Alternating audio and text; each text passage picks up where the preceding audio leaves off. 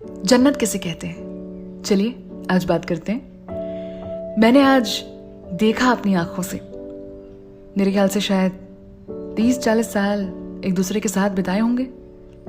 एक छोटे से 2 व्हीलर के ऊपर कस के एकदम चिपक के एक अंकल और आंटी बैठे थे। हाईवे पर साइड में कहीं जाके रोका और देखा कि वहां बारिश तो पड़ी रही थी लेकिन भुट्टा मिल रहा था, सेक के गर्मा गर्म नींबू मिर्च डाल के। और बस उन दोनों ने वहां पर भुट्टा खाया। बड़े प्यार से दुपट्टे से आंटी ने अंकल का चेहरा जो है वो साफ किया। दोनों बैठे और चल दिए वापस। ये पूरा का पूरा सीन शायद कुछ 10 या 12 मिनट का रहा होगा, लेकिन उन 10 या 12 मिनट में गाड़ी में बैठे बैठे मेरी आंखों के सामने इस सीन ने मुझे ये बता दिया कि शायद प्यार इसे ही कहते हैं। प्यार बड़े बड़े बंगलों में, हवेलियों में, महंगी महंगी गाड़ियों में नहीं होता, इन छोटे छोटे लम्हों में होता है। और शायद जन्नत भी यही होती है। हाय, मैं हूं एकता और आप सुन रहे हैं एक टॉक, मेरी YouTube channel Ekta in love पर। फिर मैं सोचने लगी, रास्ते में आते आते घर ये सोच रही थी कि ऐसे कितने लम्हे होते हैं जो एक्चुअली जन्नत कह सकते हैं, जिन्हें कि हम जन्नत जी रहे हैं। तो मुझे याद आया, मैं बहुत थकी हारी एक दिन घर पे लौटी थी और लौटने के बाद ही जैसे तुरंत हाथ पांव धोने के बाद ऐसा लगा कि बस गिर जाऊं बिस्तर पे, सो जाऊं, आराम कर लूं। और मम्मी ने कहा, बैठ इधर, बाल देख कैसे हो गए। उनकी वो तेल की चंपी करना, पूरे दिन की थकान उतर गई मेरी। 15-20 मिनट के लिए तो ऐसा लगा जैसे शायद इसे ही जन्नत कहते होंगे कि ये हाथ हमेशा सदा मेरे सर पर रहे। हम सब शायद इसे जन्नत ही महसूस करते हैं ना, जब माँ बाबा हमारे अपने एकदम सुरक्षित हों, अपनी आंखों के सामने हो। वैसे इस जन्नत के खतरे में होने का डर जो है ना, वो महसूस किया है मैंने। माँ को जब कोरोना हुआ था ना, उस वक्त मेरे ख्याल से 8 दिन अस्पताल में, दवाइयाँ, इंजेक्शंस। वो 8 दिन मेरे लिए मेरी अब तक की जिंदगी के सबसे ज्यादा दर्दनाक दिन थे। जैसे मैं डर गई थी कि मेरी जन्नत को कुछ हो जाएगा। माँ जन्नत ही तो होती है, उसका वो किचन में गुनगुनाना, 10 चीजें ऐसी कहना जो हमें पता है हम नहीं करने वाले, लेकिन उसका वो कहना, सुनाना, ताना मारना भी अच्छा लगता है।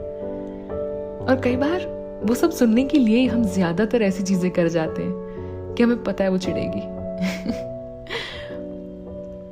आप जब किसी और के पसंद का गाना सुनते हैं, उनकी मनपसंद खाने की कोई चीज बनाते हैं और उन्हें खिलाते हैं, आहा हा, शायद जन्नत वहां भी होती है।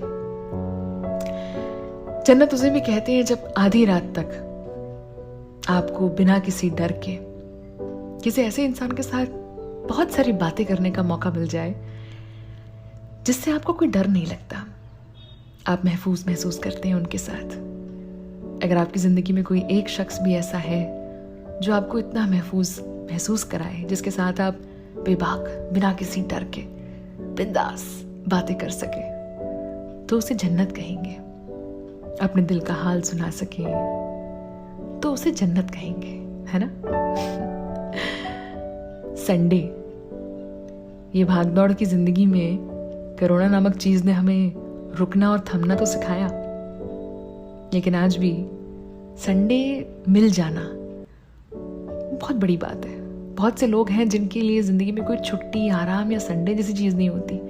ऐसे बहुत लोग हैं हमारे आसपास, तो जिन्हें नहीं मिलता ना, असल कीमत उन्हें पता होती है कि संडे क्या होता है, कितनी खूबसूरत चीज होती है।